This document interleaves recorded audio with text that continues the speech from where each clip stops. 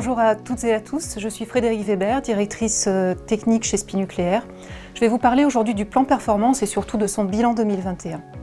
Donc vous le savez certainement, en 2020, EDF a lancé un plan Excel ayant pour objectif d'améliorer la réalisation et la qualité du geste technique sur l'ensemble des sites nucléaires et également améliorer le pilotage des grands projets. Dans ce contexte, SPIE Nucléaire a mis en place un plan performance. Il se doit de respecter les exigences de ses clients afin de répondre aux enjeux à venir, aussi bien sur les installations existantes que sur les sites qui vont se construire dans les années à venir.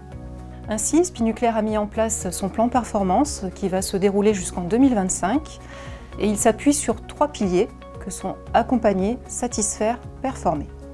Pour le thème accompagner, nous allons traiter un certain nombre d'actions déjà existantes ou de nouvelles actions autour de la sécurité.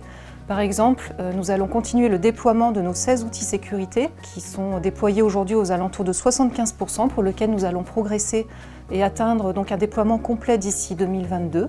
Sur le thème satisfaire, là nous cherchons à réduire les non-qualités de réalisation pour atteindre le geste bon du premier coup, qui est un peu le leitmotiv du plan Excel. Et enfin sur performer, nous allons travailler le déploiement plus large de nos outils digitaux avec un objectif d'atteindre 50% de nos dossiers digitalisés d'ici 2025. Donc que s'est-il passé en 2021 ? Ce plan performance a été mis en place, il a été accompagné de son mode de pilotage, de son mode de communication. Nous avons pu échanger également avec EDF lors d'une visite à Tricastin pour améliorer ce plan et également partager les bonnes pratiques.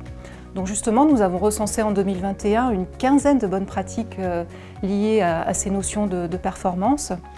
Par exemple, je citerai une initiative prise sur la réduction des troubles musculo-squelettiques, également des actions sur la réduction des non-qualités de réalisation et puis la mise en place complète du plan de supervision de la sous-traitance. Également, de nombreuses initiatives en termes de formation ont été prises aussi bien pour les managers que pour les équipes de terrain, au travers des écoles d'ingénierie de maintenance, d'installation électrique générale et également du risque électrique sur notre technocentre à Belligneux.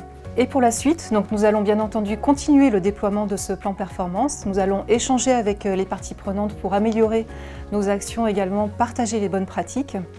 Et nous comptons sur l'ensemble de nos collaborateurs pour accompagner ce plan performance dans l'objectif de satisfaire nos clients et améliorer la performance de notre entreprise. Donc tout ceci ira jusqu'en 2025 pour être prêt pour les enjeux des grands projets qui vont se construire dans les années à venir.